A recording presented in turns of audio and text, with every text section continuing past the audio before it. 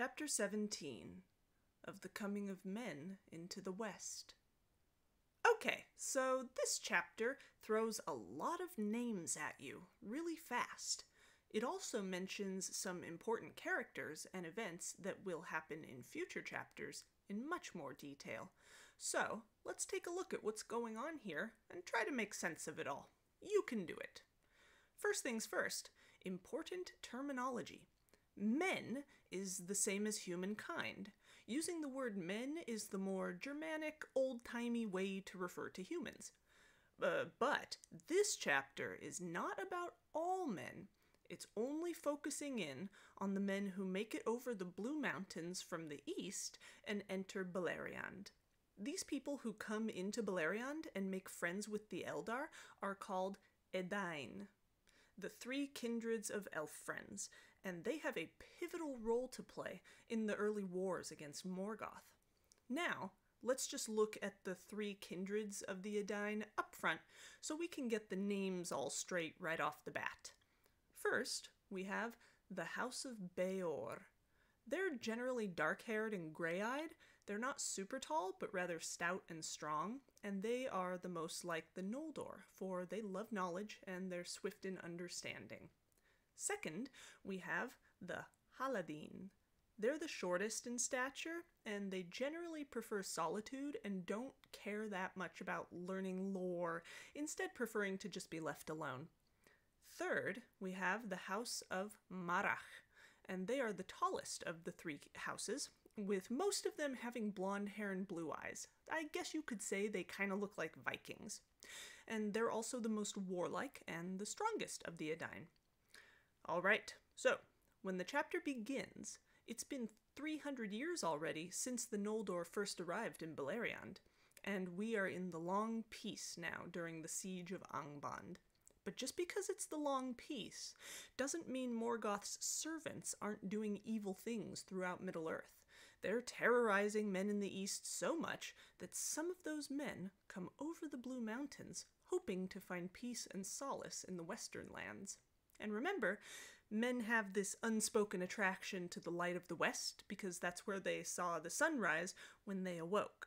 So, this first group of humans to come into Beleriand are of the House of Beor, and one night, Finrod is actually wandering around in the north of Osiriand in a valley in the foothills, and he sees distant campfires, and he hears singing, but it's in a strange language that he's never heard before.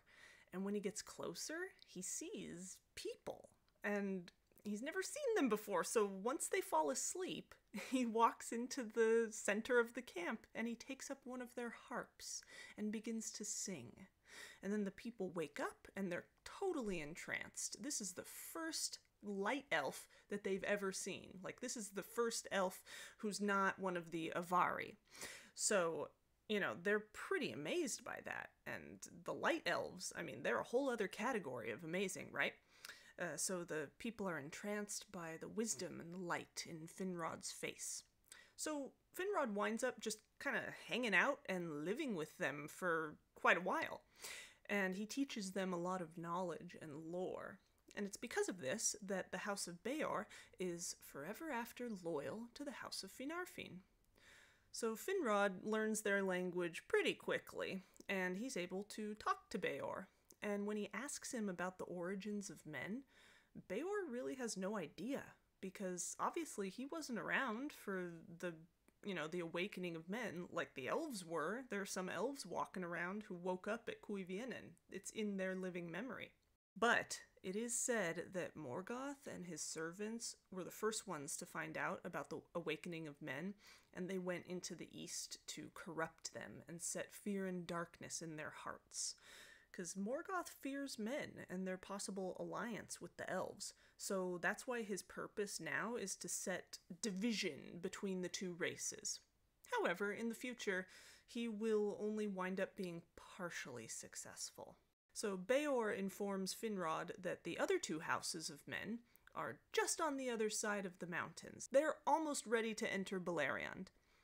The green elves, on the other hand, are not too happy to hear about this, and they ask Finrod to tell the men to just go away, leave Osiriand. So the people of Beor move to a place called Estolad, south of the forest of Nan Elmoth. So when the second kindred, the Haladin, come over the mountains, they go north into Caranthir's land of Thargelion. Then finally, the last house to come over, the house of Marach, they march right through Osiriand and they settle in Estolad, really close to the people of Beor. Now, Beor himself, he goes to Nargothrond and lives out the rest of his life there in service to Finrod. Eventually, Fingolfin gets wind of the arrival of men, and he sends messages of welcome to the Edain. And after a while, the men of Estolad become restless a little, and many wish to go even further westward and spread out. The kings of the Noldor see a great opportunity to offer land to them in exchange for their service and allyship in the fight against Morgoth. So, over a period of about 50 years, huge migrations of people just spread out to a bunch of places all over the land. The people of Beor go to Dorthonion, which is run by the House of Finarfin, as you already know, and some of Marach's people live in Heathlum, or nearby it. Now, this whole time, the only one of the Noldor kings who actually bothers to talk to Thingol about all these migrations is Finrod. And Thingol doesn't like the coming of men because he says he's been having bad dreams about them. So he declares that men are only allowed to live in the north, and that the Noldor whom they serve should be answerable for their actions. And he declares that no man will come into Doriath. But Melian makes a little prediction that there will be a man from the House of Beor who will in fact enter Doriath. And this is according to a destiny or doom beyond anyone's power to stop. And it's gonna be epic, so there. Despite all these migrations, there are still plenty of men who are still living in Estolad. And among them are some people who are actually kind of scared of the Eldar and would just prefer to do their own thing. A couple of guys eventually speak up and say, "Hey, we came from the east to escape this Morgoth character, and he lives in the north. No way are we gonna live up there." And then the men who are elf friends, that is, loyal to the elves, they respond by saying, "Yeah, but he wants to control everywhere, so we've got nowhere to run anyway. And besides, maybe we were brought into the west to help the Eldar fight against him." And then this one guy called Amlach says, "Have you seen any gods in the west, or a dark lord in the north? It's the elves who've been lying to you, and it's the elves who want to control the world.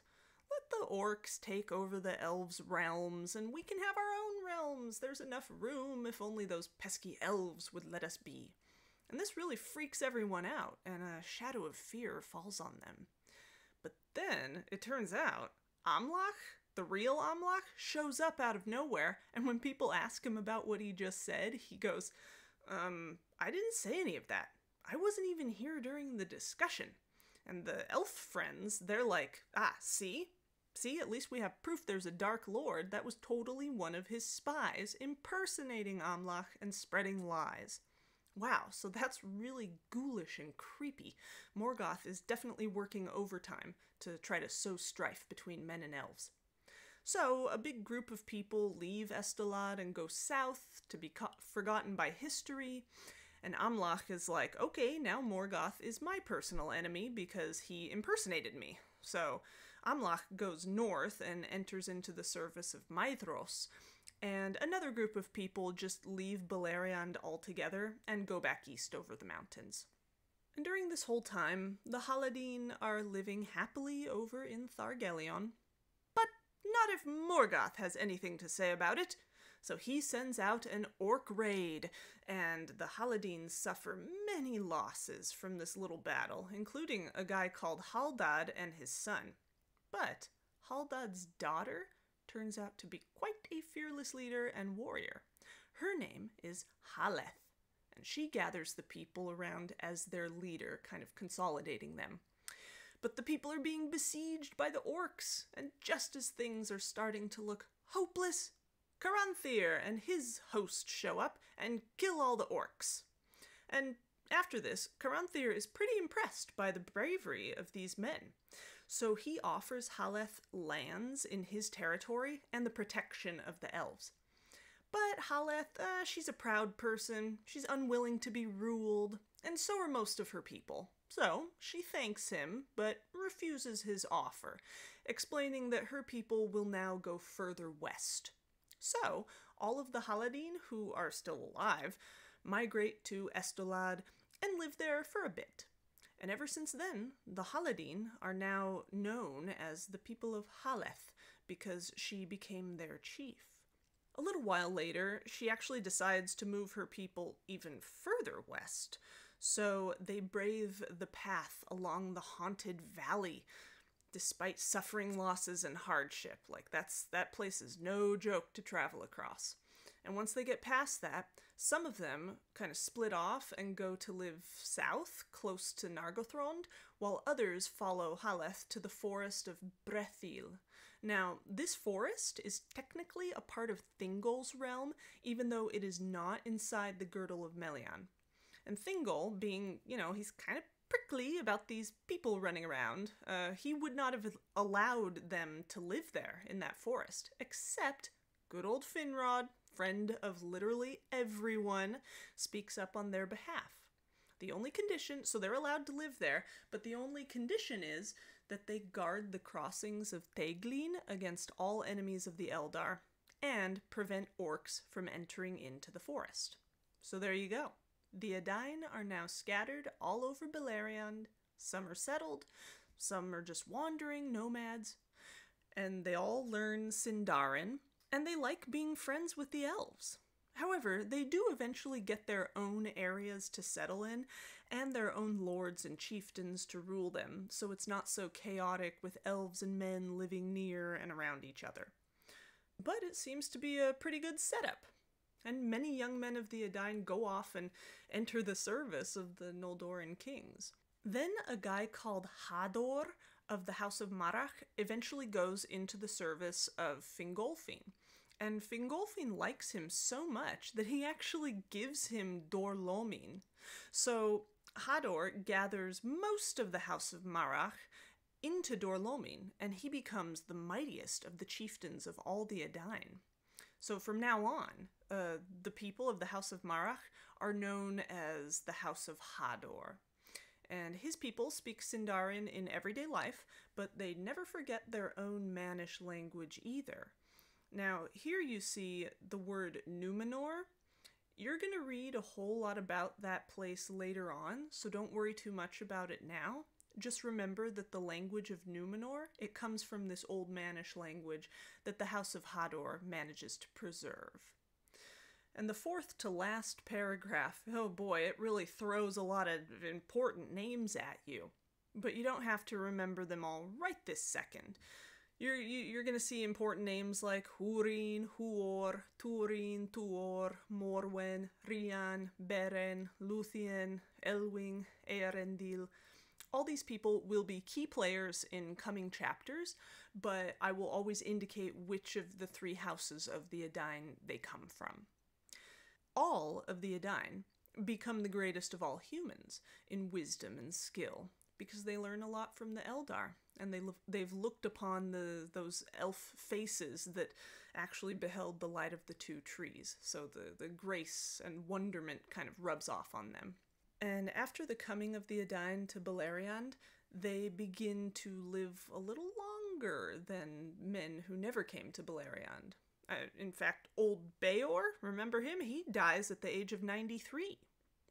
And when he lay dead of no wound or grief, but stricken by age, the Eldar saw for the first time the swift waning of the life of men, and the death of weariness which they knew not in themselves.